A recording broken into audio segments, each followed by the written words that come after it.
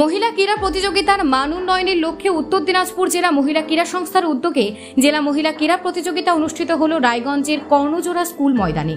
শুক্রবার সংগঠনের পতাকা উত্তোলন ও মশাল জ্বালিয়ে খেলার সূচনা করা হয়।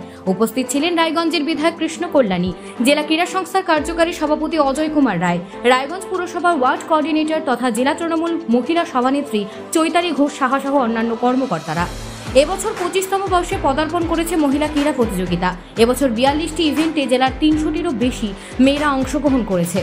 এই বিষয়ে জেলা ক্রীড়া সংস্থার কার্যকারী সভাপতি অজয় কুমার রায় জানান, এটা আমাদের 25তম বর্ষ, কিন্তু মাঝে আমাদের 5 বছর কেটে গেছে। অর্থাৎ আমাদের যিনি প্রতিষ্ঠাতা সম্পাদিকা প্রয়াতা রেখা সরকার, যিনি আজন্ম সম্পাদিকা ছিলেন এবং অবিভক্ত দিনাজপুরে মেয়েদের খেলাধুলাকে মূল উদ্যোগ নিয়েছিলেন। তার মৃত্যুর পরেই করোনা, এই পিরিয়ডটা আমাদের অফ গেছে। করোনার পরবর্তীতে আমাদের সংগঠিত হলে পরেও, আমাদের নতুন এই সমিতি তৈরি হওয়ার পরেও আমরা প্রথম 3 বছরে এই বার্ষিক ক্রীড়া প্রতিযোগিতার এই কাজটা করতে পারিনি, মুখ্যত আর্থিক অভাবের কারণে। আমরা 2বার ফুটবল করেছি, 22-এ এবং 23-এ, খুব উজ্জ্বল সায়নী গোল্ড কাপ, কিন্তু আমরা অ্যাথলেটিক মিট করতে পারিনি। অর্থটাই আমাদের বড় সমস্যা ছিল। এই বছরে আমার পাশে দাঁড়িয়ে থাকা চৈতালি ঘোষ, তিনি এই বছরের খেলাধুলার অর্গানাইজিং সেক্রেটারি।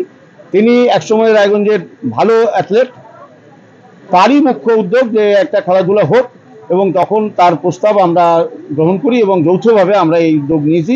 সেই কারণে এই 24-এর যে খেলাটা পার হয়ে গেছে, শীতের সময় সাধারণত হয়, আমরা এই অসময়েই এই উদ্যোগটা নিলাম, তবুও খেলাটা হোক।